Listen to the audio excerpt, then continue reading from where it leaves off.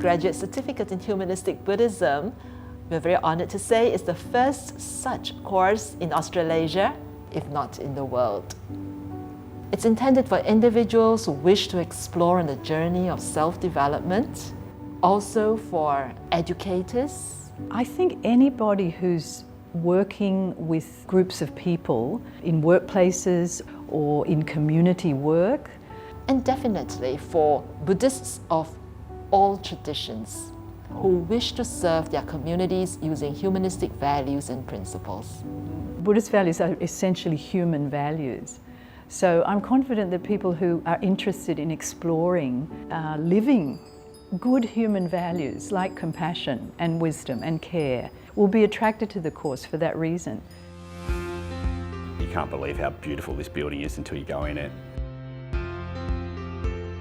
All courses in the Tien Institute base ourselves on contemplative education, a principle of path finding rather than path following. They have a depth of feeling about what they're doing that they want to bring the students into and share.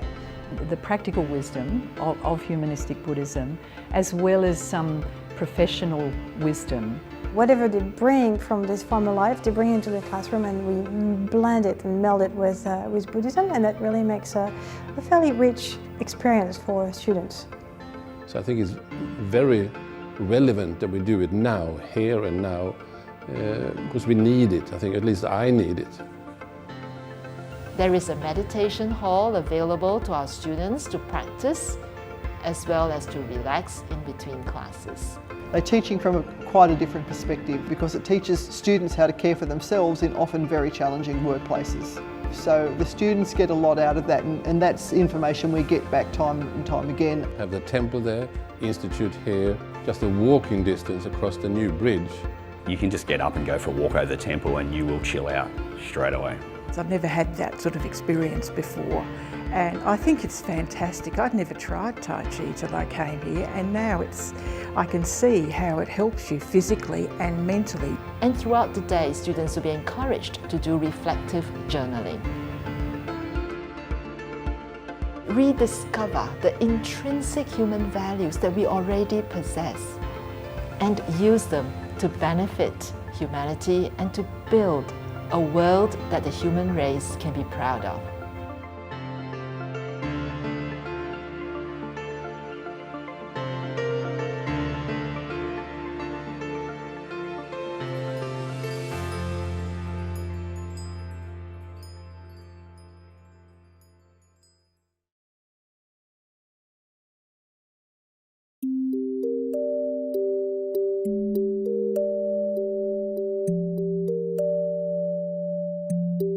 To me, humanistic Buddhism is being the extraordinary in the ordinary daily life. Being the best of who we can be as a human and connected with everybody else. A Buddhism of service to the community at large.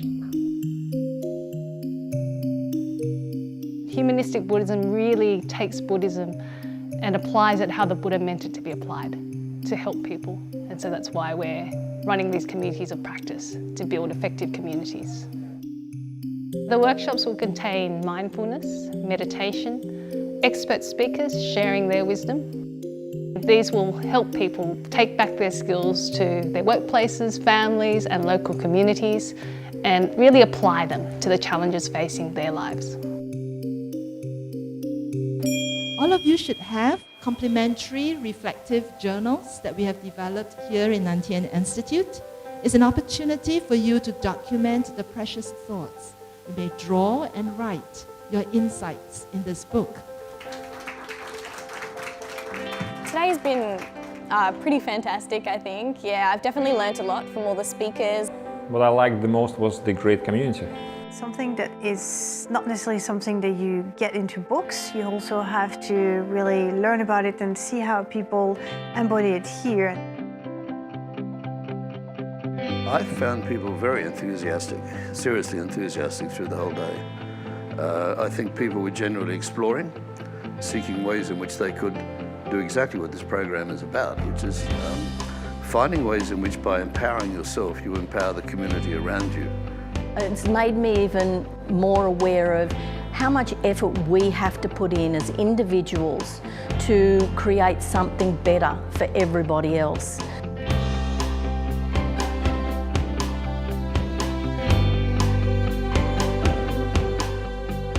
I think that our sessions are beneficial to anyone who is interested in developing from the inside out.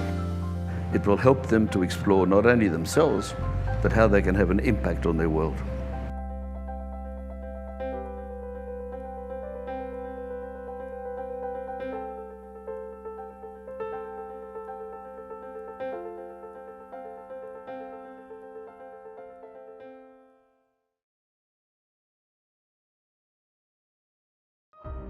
We live in troubled times, challenged by human impact on our planet and injustices in our society. We also confront danger and fear, all because of self-interest. The Humanistic Buddhism Center was founded within this world with an informed mission to bring the best of our shared humanity back through teaching support, linked historic and current research, and community outreach. The NPI Ethos project is dedicated to understanding how humanistic Buddhism values are embodied and expressed throughout every organizational entity at NTI. The challenge for Tien Institute, along with all organisations, is to bring to life the ethos in its classrooms, its offices and community activities, and not let it languish as well-meaning words on an advertising brochure. That's the focus of this research project. In a way, the network is special because we try to go beyond studies of Buddhist doctrines to tell the stories of Buddhism as a lived religion. Humanistic Buddhism does not exist in isolation. As it meets the plurality of Buddhism in different parts of the world, we want to understand how it shapes and becomes shaped by all these different agents and conditions it comes across. Our HPC strategy seeks depth and understanding. Our global community of translators, editors, and proofreaders provide quality translation of key articles on humanistic Buddhism from Chinese into English. We do this using an innovative cloud-based process. Beginning in our 4th volume, we've included select English articles as well. Our e-journal is available on the website for scholars and students.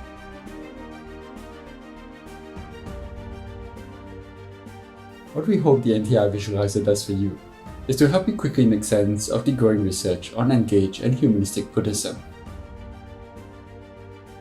It features an interactive interface, graphically representing our extensive survey of research on humanistic Buddhism. Simply select the collection, enter your search term, and we'll get you to the publications that matter the most. Members of the NTI Communities of Practice take time out for just 30 minutes every week to reflect and recharge at the Sunday check-in sessions. Led by experienced facilitators and building upon the wisdom of the entire group, it has become a healing space for friends from all around the world to pause, practice, and connect. The Humanistic Buddhism Center is at a new threshold. With a strong platform now, like an earthworm providing nutrition at the roots of a beautiful flowering and food-producing sacred garden, we provide support for humanity's future. We welcome new contributors to join our community.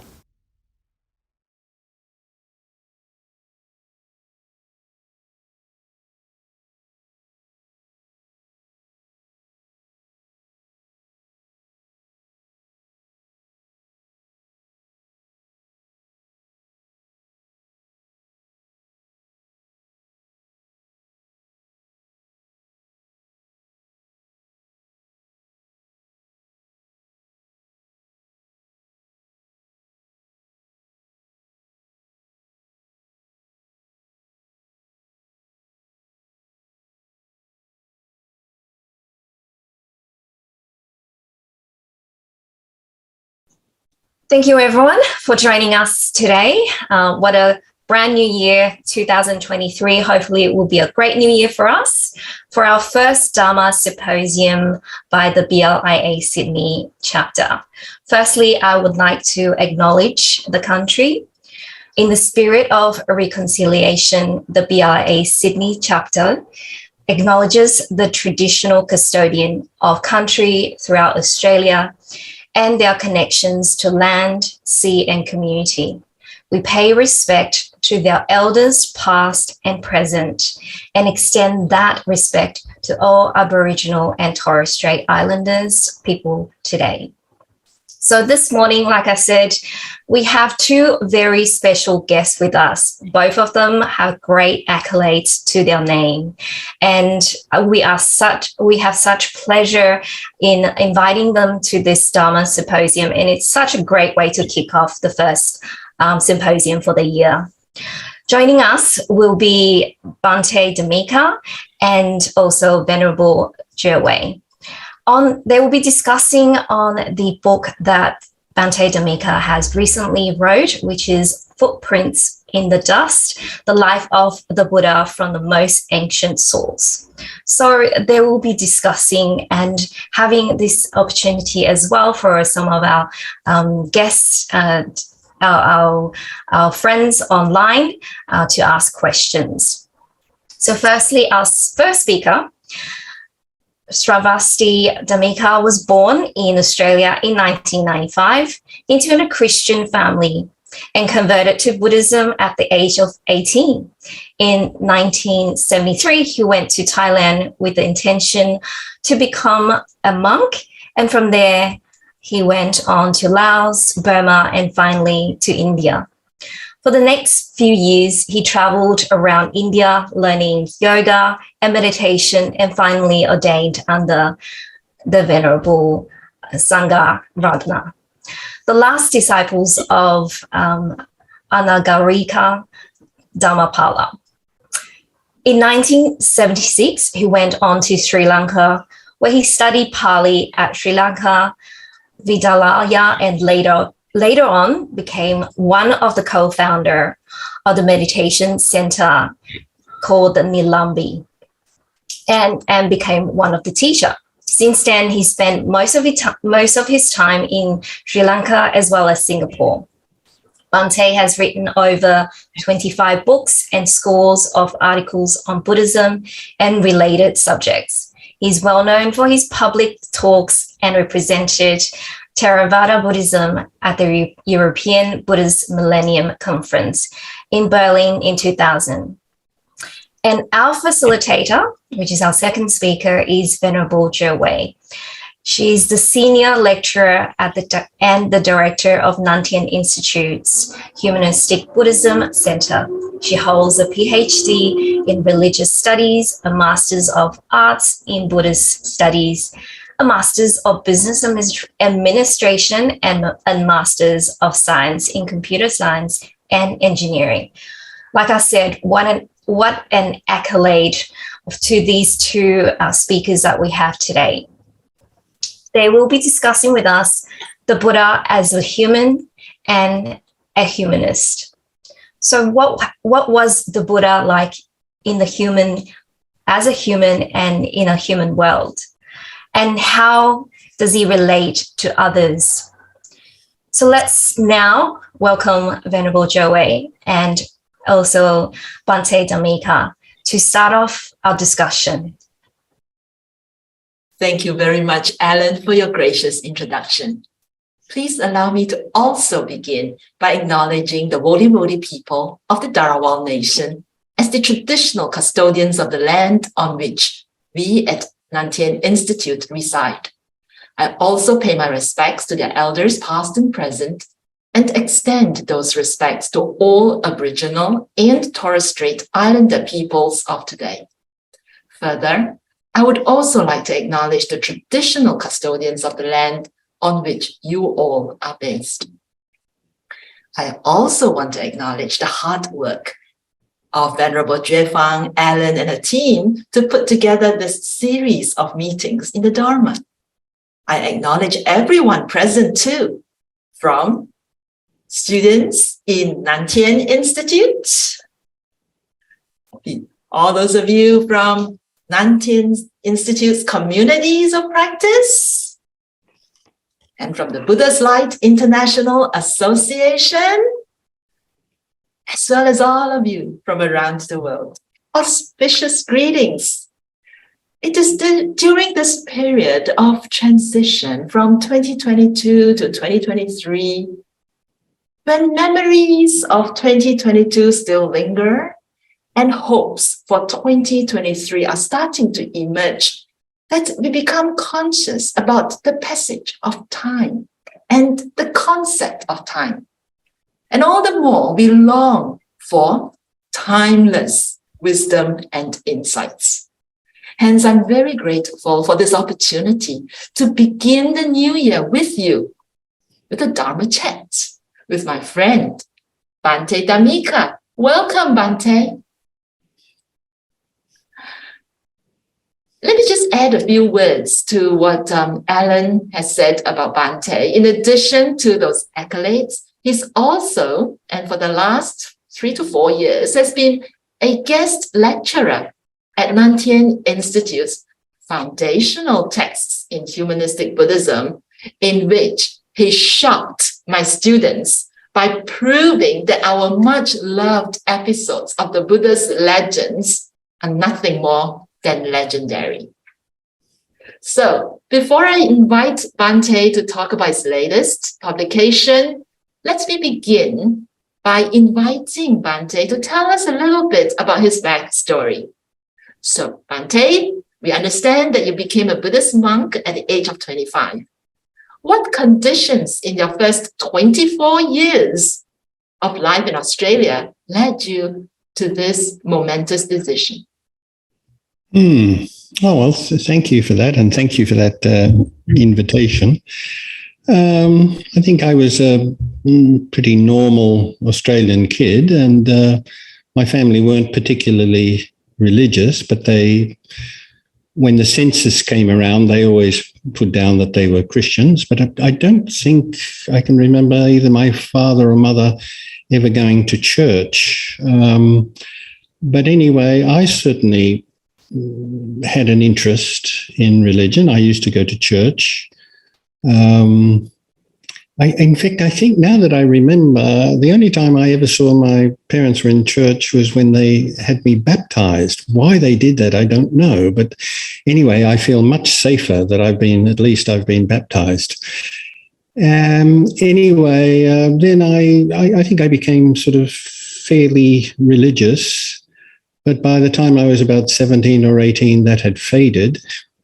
But I still had this interest in religion. And one day I found a book on Buddhism, and it really captured my imagination almost straight away. I can still remember the name of the book. It was called The Mind Unshaken. It was written by an Englishman. He was the London Times correspondent in Burma in the 1950s and 60s.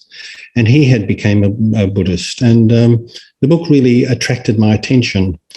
And although I didn't understand a lot of it, what I did understand appealed to me. And from that time onwards, I tried to read everything I could about Buddhism. And eventually I considered myself a Buddhist.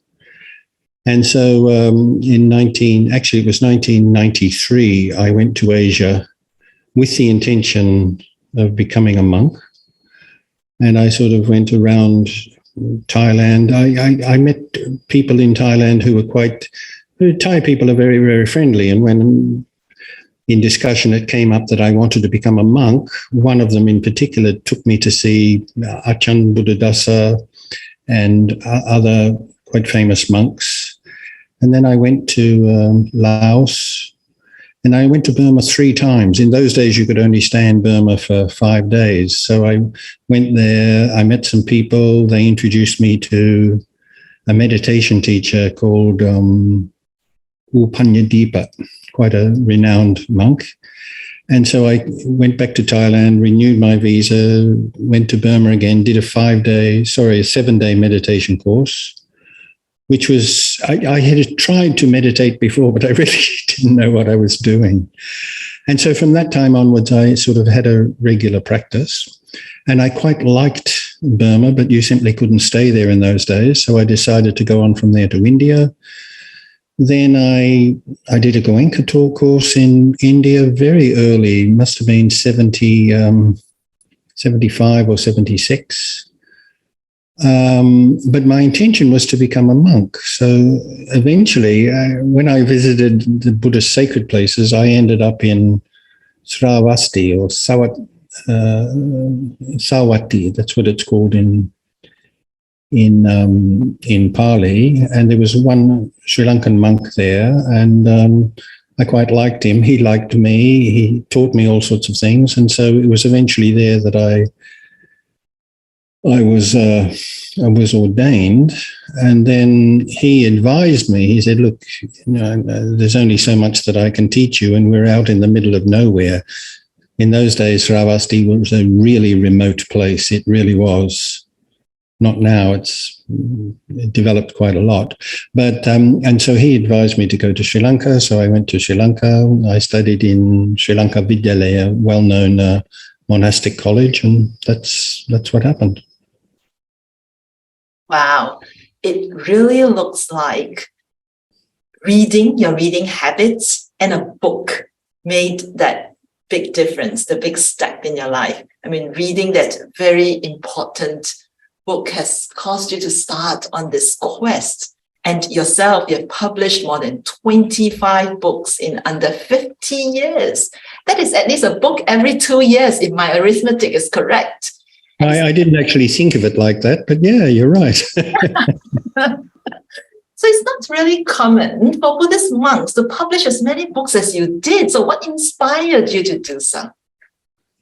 Oh, well, I wouldn't agree with the first part of what you said. People like Bhikkhu Bodhi not only have published many, but his translations of the Majjhima Nikaya, the Samyutta Nikaya, the Anguttara Nikaya, and his recent publication of the Sutta Nipata with its commentary, I mean, altogether, that would be more pages than I've written. So he just didn't write, he did translations as well. But nonetheless, what inspired me to write? I just felt that I had something to say, which I sometimes thought that hadn't been said before, or hadn't been said in the right way, or enough hadn't been said about it. From a very early period, I was very interested in knowing Buddhism from the foundational sources. So while I read books on Buddhism or about Buddhism, it was reading the Buddhist scriptures that really sort of guided my studies. And when you read the Buddhist scriptures and you read books about Buddhism, sometimes you find that there's something of a gap between them. So, in fact, behind me here, I have the Tipitaka in Pali and in English, and I read it every day. And so it was knowing Buddhism from the primary sources that has always interested me. I see. In fact, your latest book, Footprints in the Dust, The Life of the Buddha from the Most Ancient Sources, seems to be the culmination of that journey of knowing Buddhism from the foundational sources. And you said that this book was 35 years in the making. Would you like to share with the audience some memorable moments during these 35 years that shaped the book into the way it appears now? Yeah, what I meant by that is it took me 3 or 4 years to write the book, but much of what I was writing and how I wrote was the result of studying Buddhism, and particularly the life of the Buddha, for the last at least 30 or 35 years. I think in my explorations of Buddhism, I think the only time I've ever had what I might call an ecstatic experience was before I was a monk, and I was in India and wanting to visit all of the Buddhist places. And I ended up in Gaya, which is at about 12 kilometers from Buddha Gaya, where the Buddha was enlightened. And I arrived there very early in the morning when it was still dark, and took a horse and cart along the road to Buddha Gaya. And in those days, the old road used to go along beside the river, the Niranjana River. And as I was proceeding, the sun sort of gradually came up, and it was a beautiful scene, mango trees and the early morning sun reflected on the river, and the sort of purple mountains behind, and small villages, and the first birds starting to wake up. And it really was a lovely sight. I still like that. In fact, I'm glad there's a new road, because now no cars or buses go along the old road. Anyway, and as I approached Buddha Gaya, the sun was just about fully up, and above the trees, I saw the top of the Mahabodhi temple. And I knew what it was. I just had this, I was overwhelmed by this ecstatic experience. And that has, even remembering it now, sort of fills me with a degree of sort of elevated positive feeling. So, yeah, to know that at that very place the Buddha became enlightened, it just inspired me enormously. So I've had other experiences, but none as intense as that. Wow. From this, we are really seeing Bhante as a human. A human. Last time I looked, I was, yeah. Yes, no, I'm a human.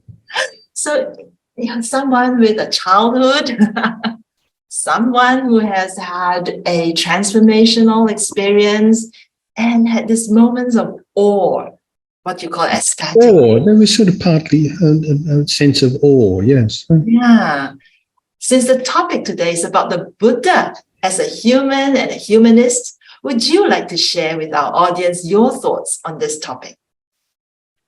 Yes, it's an interesting subject. Of course, I take humanism to be that which pertains to humanity, which is pretty broad. And perhaps you could add to that that which puts the human at the center of all its endeavors. That's what I would do, something like that. So if we go right back to the Greeks, certainly some of the Greek philosophers could be called humanist, early humanism. I would think Confucianism, I'd call it humanism. And I certainly would consider Buddhism and maybe Jainism. The founder of Jainism, Mahavira, also was a humanist in the sense that their primary concern was humanity.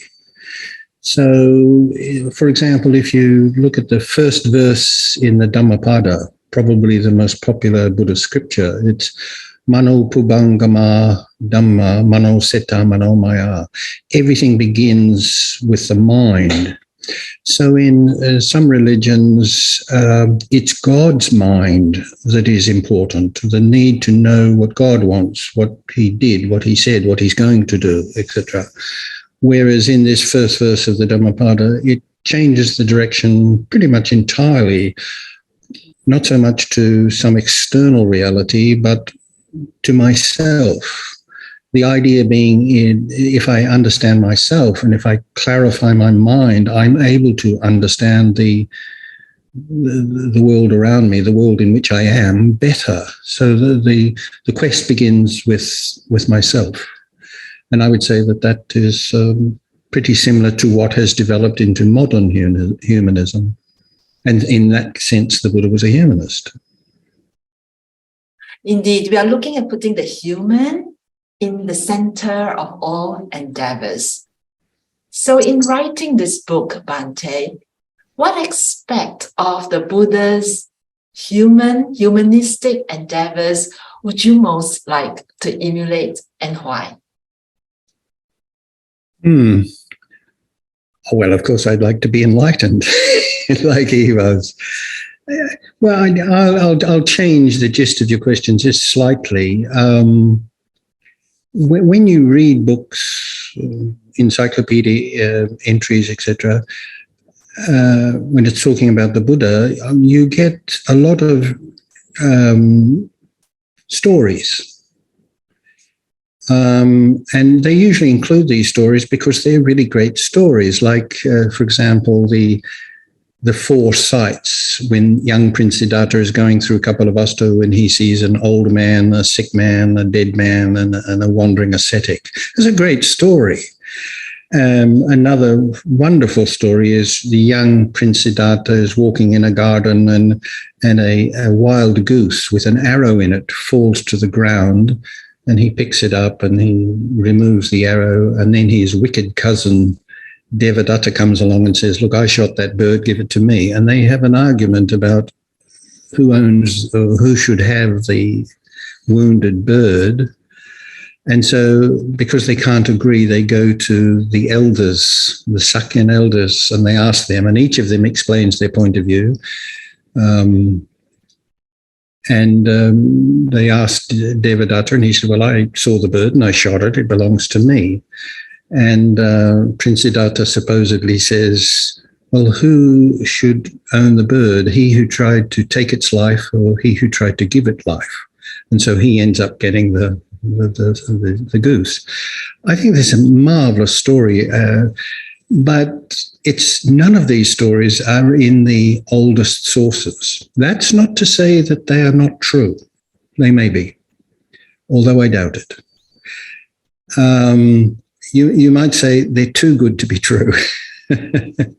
So when you actually just look at what the earliest texts say about the Buddha, what emerges is not a golden figure sitting on a lotus with light coming out of him. What emerges is a human being, physically, and in some ways, some other ways, pretty much an ordinary human being. I mean, there's a wonderful incident in the Tipitaka where the Buddha is giving a talk and he sneezes. One couldn't imagine Amitabha Buddha or one of the sneezing, or if he did, we certainly wouldn't say so. Anyway, he sneezes and everybody shouts out, long live, long live. And it interrupts the speech. And then the Buddha says, when somebody sneezes and you say long live, do they live long as a result? And people in the audience sort of said, well, no. He said, then don't bother doing that. So this appears to me to be portraying the Buddha as, in some ways, a very ordinary human being. There's another one, which I mention in my book, is that there are quite a few places in the Tipitaka where it mentions that before the Buddha entered a hall or a building or a monastery, he kneeled down and washed his feet. And there are several places where it mentioned when he arrived at a particular monastery, they gave him a bowl or a pot of water so that he could wash his feet. What's so special about that? Nothing really. It's just the sort of thing an ordinary person would do. But in later centuries, the idea that the Buddha could wash his feet, the idea that the Buddha could have dirt on his physical body was just couldn't be imagined. So in later centuries, the Buddha tended to be not just a human, but superhuman, almost to the degree of being like a deity. Whereas in the Tipitaka, he emerges, if you read them carefully, as physically and in some of his behavior, an ordinary human being. Psychologically and spiritually, and as far as his insights was concerned, he was far beyond a human being. But that's what I try to focus on in the book.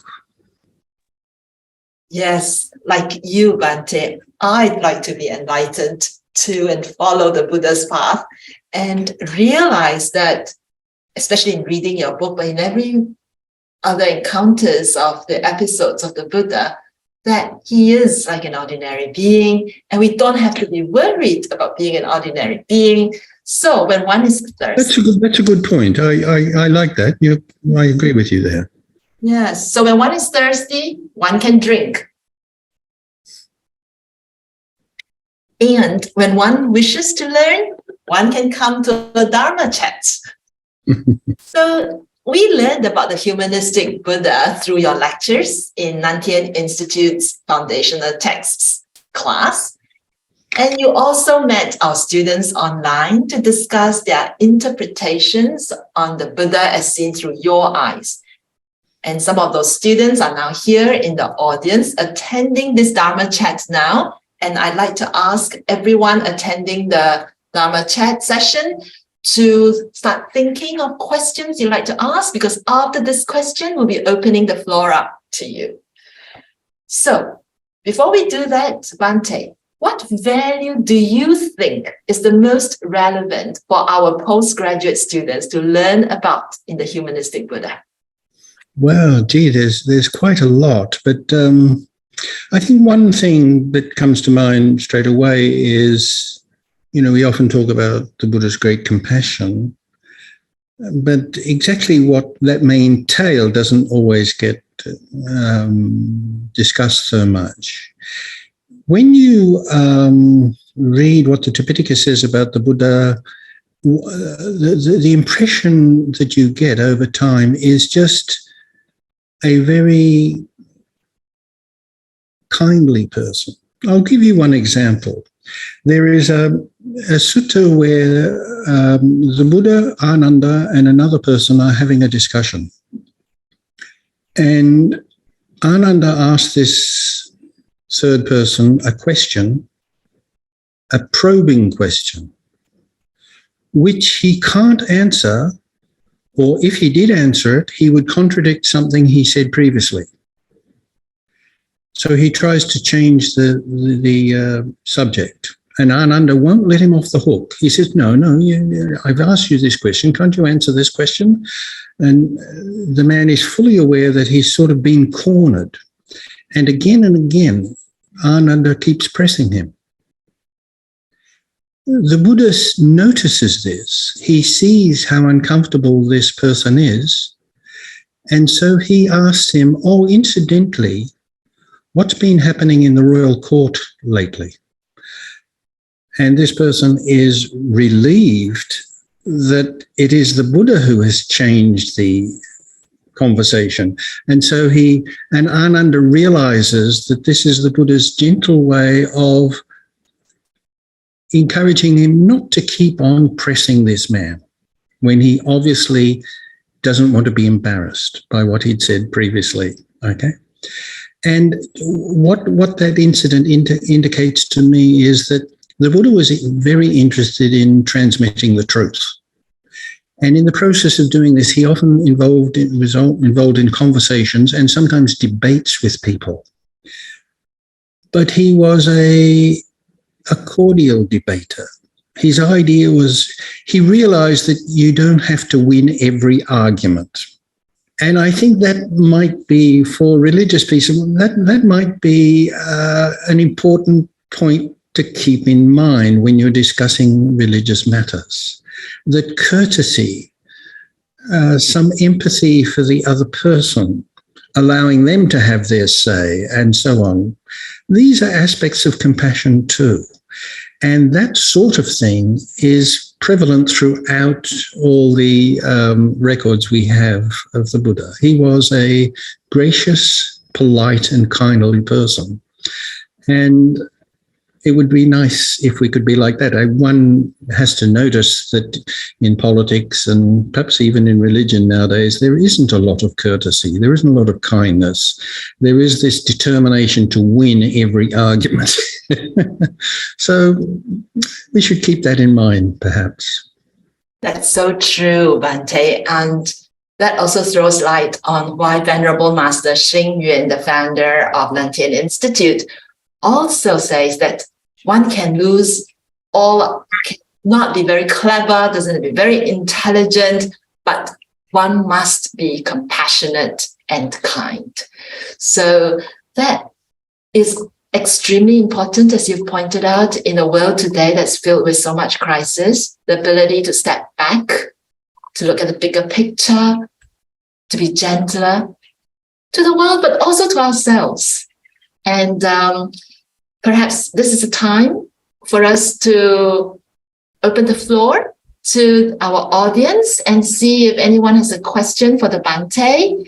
Please feel free to raise your digital hand, and when I call upon you, you could unmute and ask a question. Alternatively, if you don't have enough bandwidth, you can type your question in the chat stream. Either Ellen or myself could read your question on your behalf.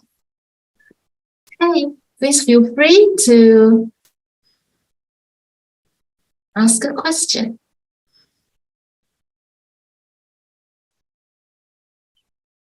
Yes, Oliver. Maybe you could just say a word about where you are, Oliver, and then you can ask your question. Thanks. Oh yeah, I'm right now in Newcastle on a film shoot, so it's funny. Venerable, I was just thinking about being human. I think there's a saying from the West that, to err is human, to forgive is divine. So I was just thinking, I think from the HB classes, I remember there was one instance in the Tipitaka where the Buddha changed his mind. I was wondering also, were there instances where he said, "Oh, I'm mistaken on that"? Being humans, we always make mistakes.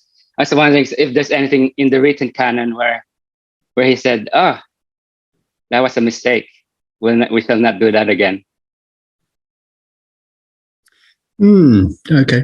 Did the Buddha ever acknowledge having made a mistake, or did he ever make a mistake? Well, yes, he certainly did. Once again, in later centuries, the Buddha came to be considered omniscient. If you asked him, how many bricks are there in the Great Wall of China, he could tell you straight away. How many grains of sand are there in Bondi Beach? No problem, simple. Now, the Buddha never claimed to be omniscient. What he did claim is on a particular area of knowledge that is pertaining to our spiritual destiny, our spiritual potential, that he claimed that he knew everything. But on other things, certainly not. I include one incident in the Buddha's life which is not often talked about. And so what happened was he was giving a talk to a group of monks on a particular meditation called Asubha Bhavana. And this meditation is still sometimes done. And basically it's contemplating the unattractive aspects of the human body. Something that we generally don't like to do. You only have to go to a chemist shop to see how many products there are available to get rid of these unpleasant things. You could start from the top of the head, dandruff, go all the way down, the eyes, the nose, the teeth, the tongue, further down, So this is an aspect of being embodied existence that generally we don't want to, and we really don't have to pay attention to. But the Buddha's idea was that as far as, say, for example, sensual desire, particularly sexual desire, this can be a strategy for cooling such feelings, which is important for a monk and nun, and sometimes even for lay people at certain times. So the Buddha instructed his disciples to think about the repulsive aspects of the body. And then he announced that he was going on a 3-month retreat and that nobody was to come to visit him except the monk who bought his food. So that's the background to the story. Now, some monks went away and they did this meditation and they became so repelled with themselves that they committed suicide. Yipes. So when the Buddha came back 3 months later, he noticed that some monks were missing and he asked where they were, and he was told what had happened. It was a terrible tragedy. So here is an example where the Buddha misjudged. So, for example, there is another widely spread, widely believed idea that the Buddha could read people's minds.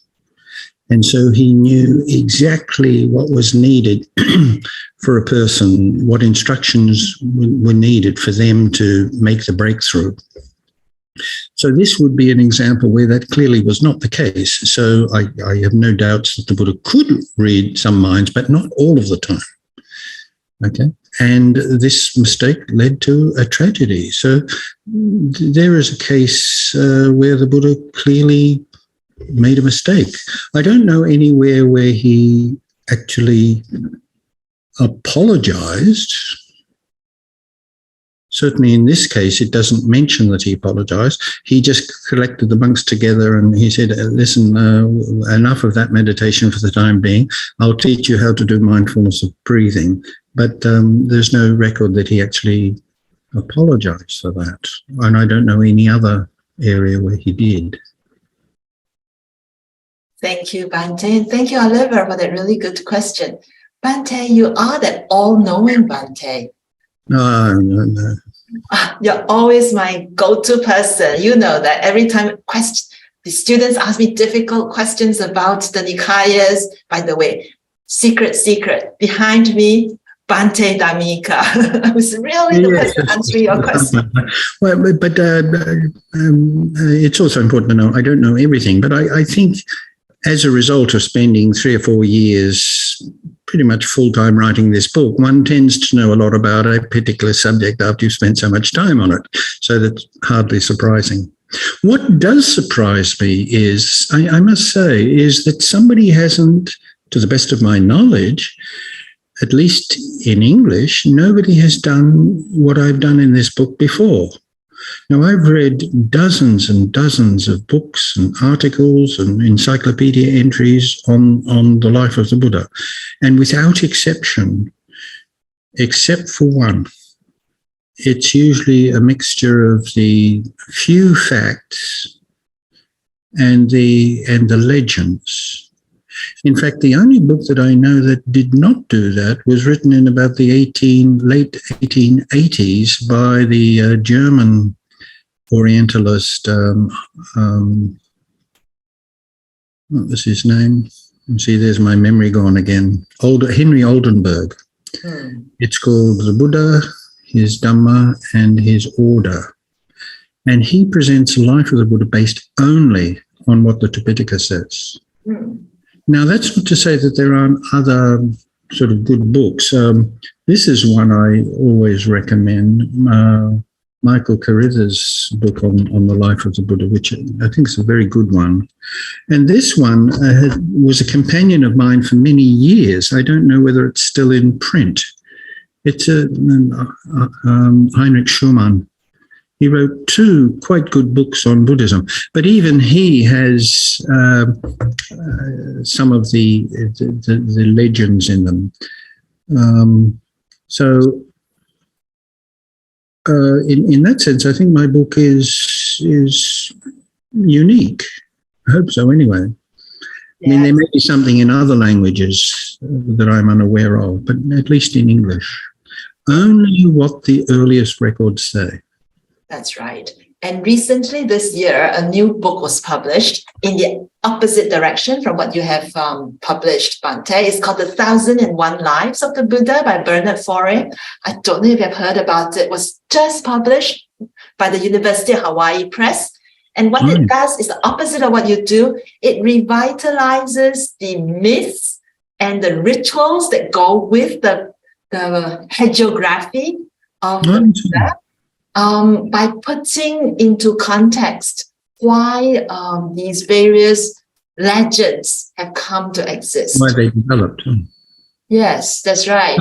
What's that called? I'm unaware of that. It's called The 1001 Lives of the Buddha. I see. Mm-hmm. Yes, it's published in August 2022 by the University of Hawaii Press. Well, I don't know what position it takes, but I think it's fairly obvious why such legends evolved and developed, at least perhaps for the first 500-600 years. So like in works like the Mahavastu, one of my favorite books actually, and the Lalita Vistara, and a little bit later Ashvaghosa's Buddhacharita, all of which include, it shows that many of these legends had evolved fairly within 200 or 300 years of the Buddha. And one of the reasons for it, I believe, is because when the monk Buddha was alive, nobody was interested in whether he had a wife or not. Nobody was particularly interested in what he did in his first 30, 25 years. People, what focused their attention was on what the Buddha had to say, not what his background was. And thus we, in the Tipitaka, we get no mention of him being married. He obviously was, because we know he had a son, but who she was and how many wives he had, we have no idea. His father, Suddhodana, is only mentioned twice, very briefly, in the Tipitaka. In fact, from the time he was born to the time he, up to the time he renounced the world, the Tipitaka says virtually nothing about the Buddha. Now, one can well understand that in later centuries, people wanted to know, gee, was he married? I mean, this extraordinary man, I want to know more about him. And so these legends evolved. And like I said, some of the legends may have a grain of truth in them. But as time went on, these legends became more and more fantastic. I mean, probably my favorite as far as off the planet is concerned is when the Buddha went up to the Tawatingsa heaven to teach his mother the Abhidhamma, and then he came down on this enormous sort of celestial escalator. I mean, that's a miracle. So, and then it just got, so increasingly the Buddha was divorced from his humanity, and that didn't always have good consequences. Yes, but now we know where escalators came from. At least where the idea of the escalators came from. Well, we thank Rodney for your patience. Rodney, yes, please. Thank you for that question, Rodney. Yeah, good morning. If we're looking at the Buddha as a human with all human traits, do you think from your studies you have seen him after his enlightenment? Does he suffer any anguish or pain towards his predicament, you know, what is happening around him? And say like Jesus in the Bible, he suffered from his disciples not being very smart, I guess. Do you think Buddha kind of got frustrated or suffered anguish? Good question. And already a surprising number of people have put that question to me and even challenged some of the things that I have written on that subject in the book. So the general feeling amongst traditional Buddhists, at least, is that the Buddha was sort of like a block of stone. You put a bucket of gold in front of him, you put a sensual woman in front of him, just no feelings whatsoever. Well, that certainly is not what the Tipitaka shows. And there is ample evidence for this. So, for example, I'll just give you one example. After his enlightenment, the story goes that Brahma or Brahma Sahapati came from the highest heaven realm and said, wow, you're enlightened, teach. And the Buddha said, oh, no, it would just be people would argue with me and it would just be a real bore for me. So here's an example of where he's... frustration. And and there's another one. This is a very interesting one. I say a bit about this in the book, is that the Buddha was on duty all of the time. Almost without exception, when somebody wanted to talk to him, he made himself available. And one could imagine that there would be times when he just didn't feel like it.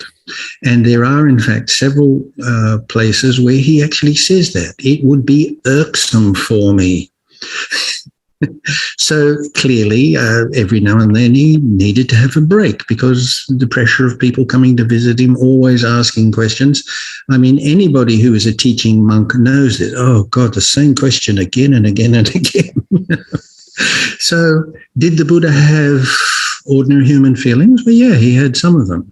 I think my feeling is that an enlightened person or a more highly developed person does have those feelings, but they're there and then they're acknowledged and then they fade and the person gets on. They don't go back and revisit that feeling or feel angry or frustrated that they had that feeling or feel ashamed of it. That it was there, it's gone, move on. It leaves no residue. I think that's what I said. Yeah, that's a great explanation. I think that's quite an insightful question, actually. Oh, okay. That's a great answer. Thank you. Thank you, Rodney, and thank you, Bhante. You know, when you mentioned this same question over and over again that the Buddha has to encounter, it's samsara, isn't it? We all face the same existential dukkha. Well, there's another, I'll tell you another story about this. It's in the Digha Nikaya. So, I don't know, the Buddha's been talking to people all day and so he wants to have a break. So he goes into his little kuti and he tells the monk who is acting as his assistant at that time, I don't want to be disturbed. Now, it so happens that some eminent Brahmins turn up in town and they hear that that famous teacher is in town also. So they're determined to go and see him. So they march off to where the Buddha is and they say, we want to talk to the teacher. And the Buddha's assistant said, no, he's simply not available right now. And these guys, they're Brahmins, they're used to getting their own way. And they say, well, if he's not available now, we're going to sit here until he comes. Okay. As it's so, they plonk themselves down and they're not going to leave until they see this man, you know. And then what happens is another monk turns up and he says to the assistant, you know, there's some guys waiting outside. They want to see the Buddha. He said, yeah, but the Buddha says he doesn't want to be disturbed. The Buddha told me I'm not to be disturbed. Don't disturb me. And he says, so I'm not going to knock on the door and tell him there's somebody out here, but you can if you want. So that monk goes to where the Buddha is, knocks on the door, tells him that there's some people outside waiting. And it doesn't say this in the Tipitaka, but I can imagine the Buddha going, oh, God. Oh, all right then. And so he comes out and he asks the monk to put his mat in the shade and he sits down and talks to these people. So once again, here's an example where what fame is like. You know, he was on duty much of the time and almost always he made himself available to anybody who was seriously interested in knowing what he had to teach. What a compassionate Buddha. Thank you, Bhante, for sharing that story. We'd like to welcome Nan to ask the next question. Thank you, Venerable. Yes. This is Nan. Thank you for your lectures last semester. I was in your class as well. My question is, as a human, we all sometimes make wrong choices, okay? So I really admire those people renounce like the Buddha. Yes, he left everything behind and find the answer, okay, to go and find an answer. And I heard that since 18, you were, because of one book, and then you decided you want to be to follow the Buddha's path, okay, to find an answer. I just wondering, have you ever think, oh, this is not the right path for me? Yeah, because as a human being, we always think, oh, this path no, couldn't get the answer I want, I go to the other part and I go to the other part. And my understanding of the Buddha, when he became enlightened, he also gone through many paths and then find the middle path. So I would like to hear, what about in your case? That's a good question too, a very personal question. Have I ever had doubts about being a monk? Perhaps early on I did. I can't really remember. There have been times when I felt somewhat maybe frustrated or disappointed with the monk's life and perhaps the monastery I'm staying with, some of the other monks or something. I think that's bound to happen. And I may have toyed with the idea, but never enough to go beyond wanting to leave, and certainly not for the last 30 years. But certainly there have been times when, for example, I'll give you an example here. I try to keep in touch with the progress of Buddhism everywhere, but particularly in the West. And so sometimes I go to YouTube and put it in Buddhism or something like that and look at or listen to some of the people talking about Buddhism. And I'm really frustrated that so much of it is just nonsense. I'm sorry. I mean, you hear stuff and you wonder, where on earth did they get that idea from? And this makes me feel, sometimes it makes me feel quite frustrated that, nobody is claiming that you have to know everything. But if you're going to give a lecture on a subject, at least you should have done some background checking. And it seems to me that many of the things that I see are really very superficial. There are good ones. There's one called Doug's Dharma, which I really like. I think his name is Doug Smith or Douglas Smith, and I'd highly recommend them. They're very, very good. They're well presented, authentic, good Dhamma. But some of the others, and it makes you feel frustrated. In my case, perhaps a part of the thing that motivated me to write this book is to give an authentic account of what the Buddha was really like. Yes, Bhanti, I share in your frustration. And this is why in our classes, we try to encourage critical inquiry.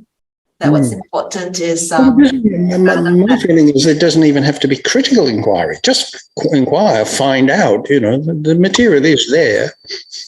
Yeah. Ask questions. I heard one the other day, which I thought, oh, goodness me, where this person was saying, basically, the Buddha taught us to really enjoy ourselves and, put your feet up, light up a cigarette and take it easy. And the Buddha taught us to celebrate the body. Really? The Buddha was not where can I put it? The Buddha was not a New Age groupie. He wouldn't have been into New Age thinking. He was into very deep... He was interested in looking at some of the most crucial and critical questions in human existence. He wasn't interested in, this sort of feeling good philosophy, I would say. So it's very good that we have your words recorded and your words published. So 2,000 years from now, nobody would say Bhante Dhammika was or said the following. I don't think that will happen, but you never know. I hope so. We now invite Lucy to unmute and ask your question. Lucy, yes. Are you Lucy? Hi, Venerable Bhanti. I do have a question, and that's also the question I addressed in my assessment, actually, for the subject, and that is, in some countries and regions, big population is Buddhist or with the Buddhist faith. And in some regions with ethnic and cultural uniqueness, such as Tibet, And in such places, the mysteriousness of the religion plays an important role somehow in people's faith in Buddhism. It is somehow important to withhold such mysterious essence to ensure the secretness of their beliefs. So in such a case, do you think it might not be wise to inflict some facts, because like the historical, the real Buddha, such facts on those people who have been receiving the very traditional beliefs passed down from generations to generations? So in some cultures, I mean, being mysterious is even a upaya, or we call it expedient method to induce such people to get onto the path of the faith. So do you think to have the very objective idea or the fact of the Buddha will always work in different regions or different groups of people? Thank you. So let me get it right. You're saying that in some cultures or traditions, in Buddhist cultures or traditions, there's this idea that there should be maybe a secret or a mystical aspect to Buddhism. Yeah, mystical. And is it a good idea to present another view, present the Dhamma as it is? Is that your question? Yes. So in this case, that like your book, the footprint of the Buddha, it's a very the resources from the very ancient Pali Canon. So that is really the fact, and we respect the fact. But for that group of people, if they know this fact, they might be frightened and they lose their faith, their beliefs, because their faith is passed down from generation to generation. It involves a lot of mysteriousness. Okay, I see the point you're making. I don't think so. I think that generally what happens is when people have a traditional belief, a strongly held tradition, they simply wouldn't read a book like mine. On the other hand, I've had this experience. Now, I lived in Sri Lanka for about 20 years, and I used to give talks there, and people would come. And this has happened to be many times, that a young man or a young woman has come to me and said, Bhante, we were brought up Buddhists, but it wasn't until I went to Australia and New Zealand or Canada and joined a Buddhist group there that I really found out what Buddhism really is. Now, that has happened to me more than once. One of the first people I ever met in Singapore, who became and remains today one of my closest friends and disciples, he told me he had been interested in the Dhamma for years, from a Chinese background. So his knowledge of Buddhism was the sort of traditional Chinese beliefs, which are, the Buddha is in there somewhere, but there's all sorts of burning paper money and what have you and that. And he told me that all his life he thought that was it. And it wasn't until he started attending some of my talks that he found out what Buddhism really was about. So I don't know that it is the fact that people will lose their faith when they get a deeper and perhaps more accurate understanding of Buddhism. It's just that the object of faith will change from something which was not really very coherent to something that is, to something that is perhaps not authentic to something that is authentic. That perhaps won't always happen. But what can you do? Can you keep on telling people stories just so that they don't get upset? Well, I suppose some people will do that. But once again, this was not the Buddha's approach. There's a good example of that. You may know the Sigalovada Sutta. Do you know the Sigalovada Sutta? Okay. So basically what happens is there's a young man there, and he's coming back from somewhere, and his hair is all wet.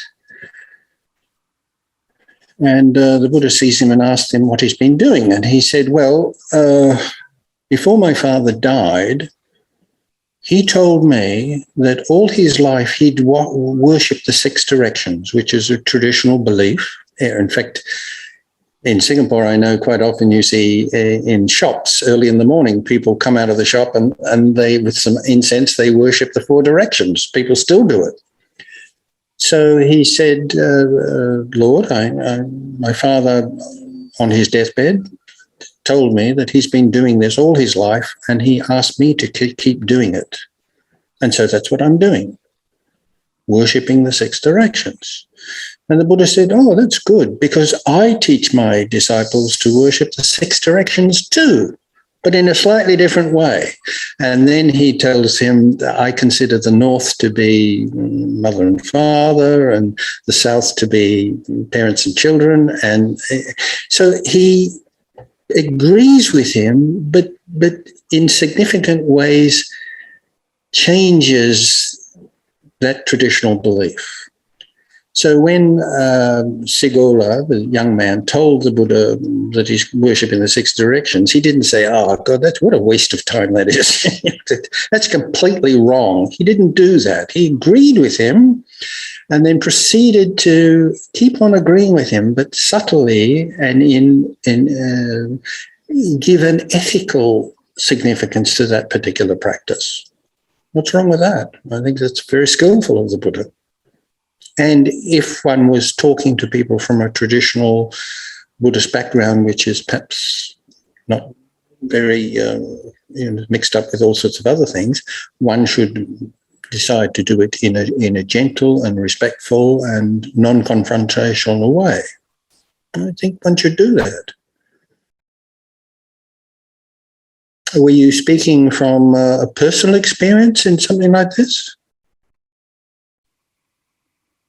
Sorry, Venerable Bhanti, not really personal experience, but just a wonder, because I know in some region like in China, Tibetan, there are a lot of rituals, and especially the Vajrayana tradition. And I believe not all the people, and even only a minor group of people, they have the correct understanding towards such rituals, and a lot of people just follow the traditions or the generation by generation, and they don't know the fact.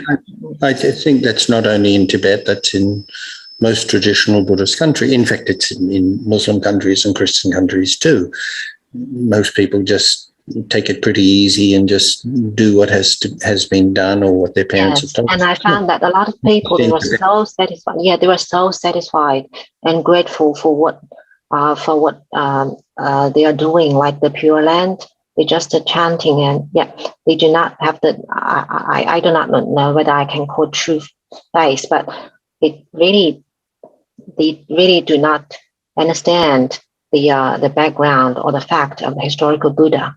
They just put their face under some mysterious things, and hope a good luck and hope a better. Maybe next life or things like that. And they feel so grateful and so satisfied about it. So I just wonder if such historical fact are widely known by the most Buddhist people, and what will be their reaction or. Yeah. So I think I answered that question. Yeah. Yes. Thank you so much. Thank you, Bhanti. Thank you, Lucy, for this question. That is something which I think we see all around us, even in myself, when I think, for me, learning the Dharma and learning to inquire about the Dharma actually gives me greater faith when I prostrate to the Buddha, when I go through the rituals. I think I'm able to translate those actions into something that takes me to a different plane. So we need, I think, different doors and different gates into the Dharma. But we mustn't get static in any particular position. And I'm really grateful to all my students in the classes. They've pushed me from level to level.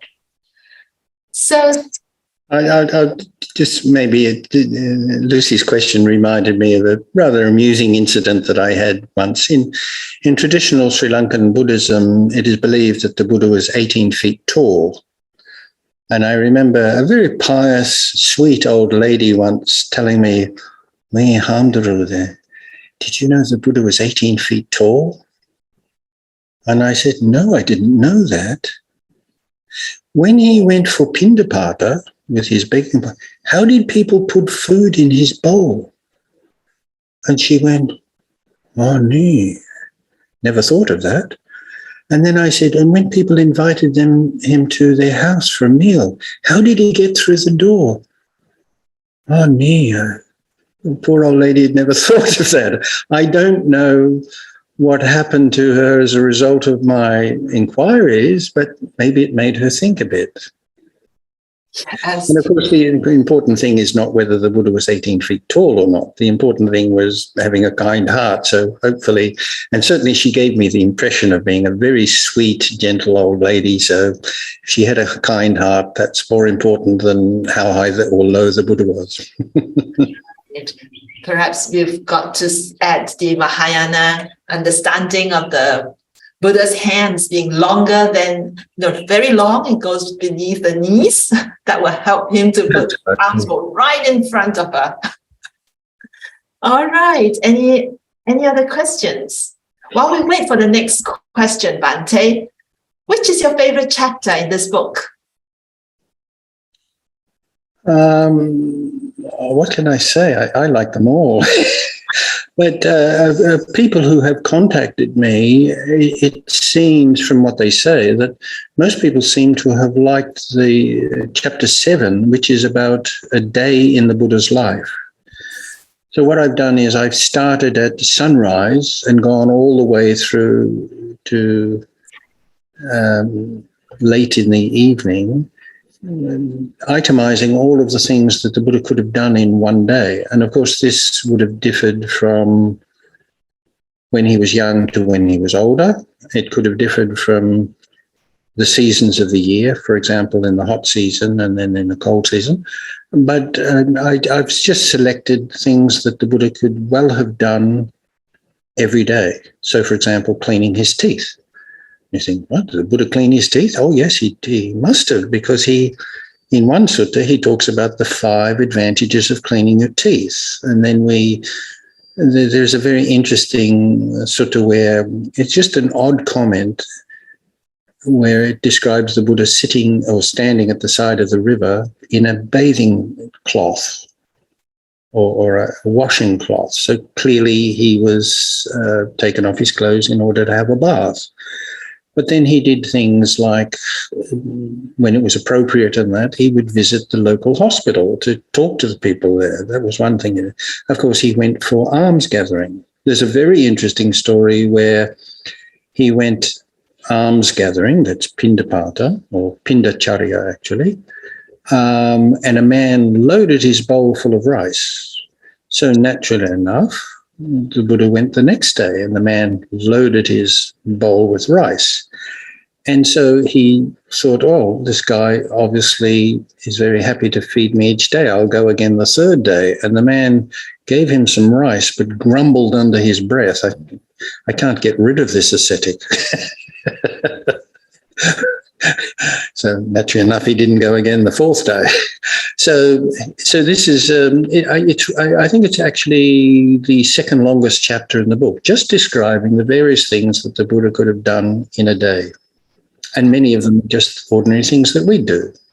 Washing his clothes and cleaning his teeth and having a bath and getting his food. And I mean, there's even one part in one particular sutta where it describes the food that was set before the Buddha. There's another one that I find really nice because it reminds me of some traditions in Sri Lanka, maybe in other Buddhist countries too. Like in Sri Lanka, when a family invites a number of monks, like 10 or 20 monks, to their home for a very special occasion, they will sort of parade through the street. And usually there will be a band in front of them, sort of playing traditional music. And they'll have 2 white cloths. So as the monks walk on this cloth, they move it so they can keep on walking on a white cloth all the way to the person's house. This is a common custom, a way of respecting the Sangha and what the Sangha represents. Anyway, there was a prince actually invited the Buddha to his palace for a meal. And he had a white cloth put from the bottom of the stairs to the top of the stairs. And the Buddha arrived and he stopped. And the prince said, come. And the Buddha said nothing and he didn't move. And the prince was unsure what was going on. So he asked Ananda, what's the problem? And Ananda said, the Buddha is thinking of the coming generations. He has compassion for the coming generations, meaning that other generations of monks may be treated with such respect that they end up becoming pretty haughty, expecting to be honored in ways like this. So in India, the white cloth would be equivalent to what we would call the red carpet, getting the red carpet treatment.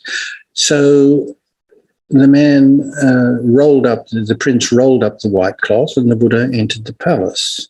I can find that a very interesting story, that the Buddha accepted the respect he was given because he believed that he was worthy of it.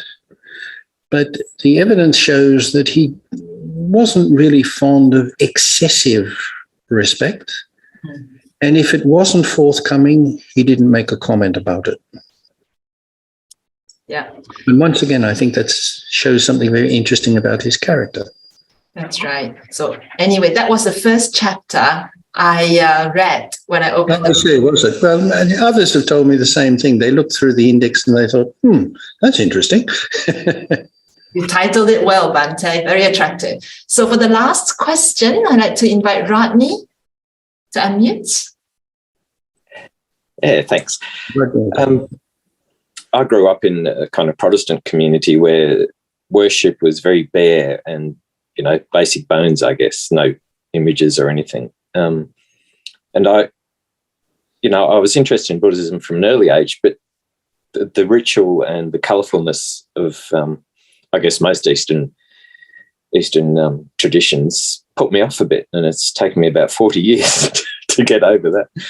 And I was wondering if, the Buddha commented on rituals and, the elaborate, all the, colour of religion. I realise, India was a very kind of ritualistic place, I guess. But I wonder if what he thought about all the colour and rituals. I mean, I just took the 5 precepts and that's changed my life. I'm so pleased I did it.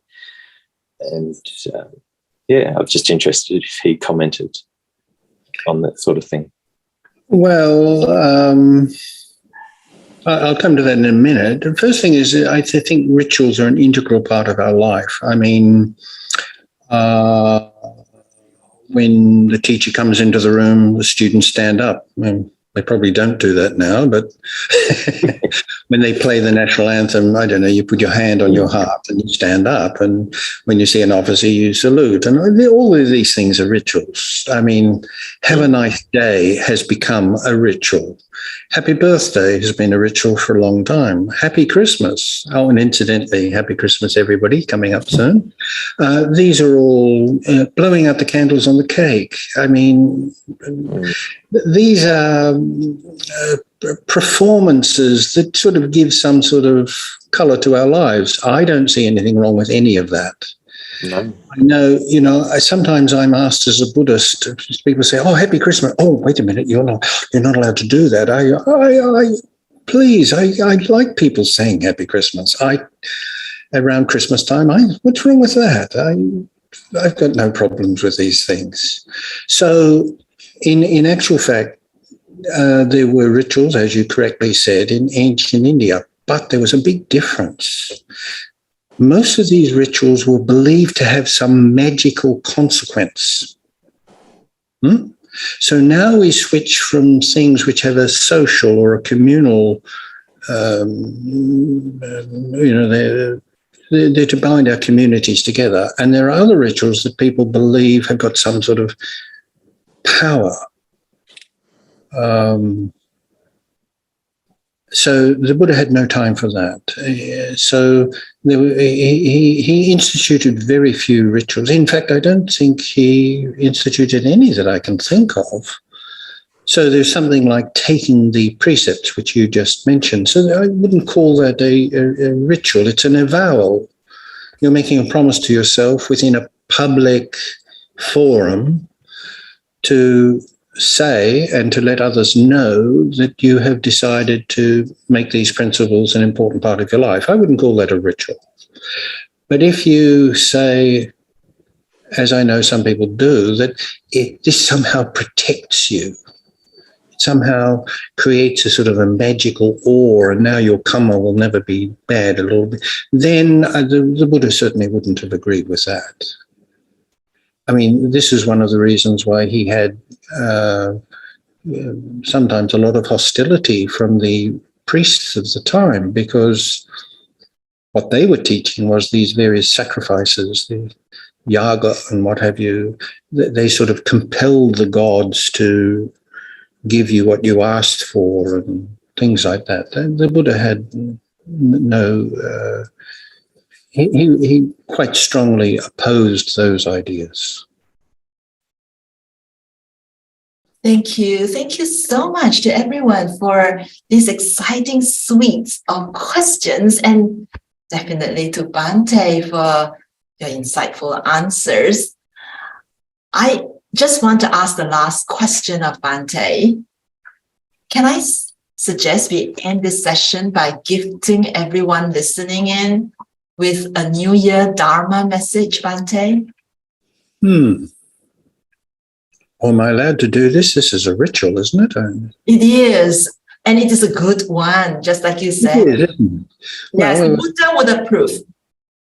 Well, just off the top of my head, I hope you'll keep in mind those words: goodwill to all and peace on earth. And the new year, the old year is passing away and the new one is coming. I hope it will be a happy and fruitful one for you and your family. Thank you, Bhante. After reading your book here, I must say that while much of Lumbini, Bodh Gaya, Vesali, and Kushinagar are no longer standing, and the Buddha is no longer with us, we have the privilege of authors such as yourself who puts into words the inspirations of the Buddha. So may everyone find in the exemplary Buddha models for our own thoughts, speech, and actions, and may his words remind us to cultivate both wisdom and compassion. May the new year bring us immense hope to awaken ourselves and light up the world with the best of what it means to be human. I coined the term humanistic Buddhism as people becoming Buddhas through people. That's humanistic Buddhism for us all. And I hope that along this path of Buddhahood, you would also come to the Tien Institute and visit us, because I believe that higher education can and should make a difference. So thank you, Bhante. That was a very lovely conversation. And as always, your insights are invaluable and inspiring. Like you say, may we wish everyone good health, goodwill, and please keep safe in both body and mind. I now hand back to Ellen. Thank you so much, Venerable Juewei, for taking that, facilitating this talk between yourself and Bhante on this topic. And also thank you, Bhante. Obviously, there's so much in there that you talked about. I've only taken a couple of notes, and I thought there was just a lot of wisdom that we, can rely on in this new year going forward as well. So especially like your experience in India, like what Venerable Juewei has mentioned, it is an awe to have visited those places. And I think, for me to have visited those places, it was quite a nice way to I guess, level up, I guess I could say, in my spiritual experience as well. So at the same time, having to go to have your book to go to is another way for me to experience that in probably a few more times from the places that I visited. And what resonated to me, what you said earlier, was the quest began with myself. Like I said, coming into New Year, it is another ritual that we do, which is New Year resolution. So it's a great way to remind myself and ourselves that it begins with ourselves. We can be the one to make the choices to see where we go from here and how many resolutions we can tick off our list this time, even though it may not be always a fruitful one by the end of the year. But hey, it's always good to start with ourselves. And like you said, Buddha is human, just like you and I. I believe practicing diligently, and that will help us to achieve what we want more in our lives, even though it does not mean that we can be enlightened, but it does mean that, we are enlightened in our own practice as well. So thank you so much. And I appreciate every single bit of dialogues that you have with Venerable Juewei, and hopefully we get to see you again in future and make this a regular occurrence for our Dharma Symposium. And once again, thank you to all our audience and our BLA members around the world, the students from the Tien Institute, and as well as anyone here listening. Thank you and have a great 2023. And of course, other than the one that we just listened to, we have the next Dharma Symposium, which will be in February. So make sure you join us on the next topic, which is about what is wealth in Buddhism and how do we maximize our wealth. Make sure you follow us on the Tien Temple YouTube to get to know the dates, and we'll see you soon.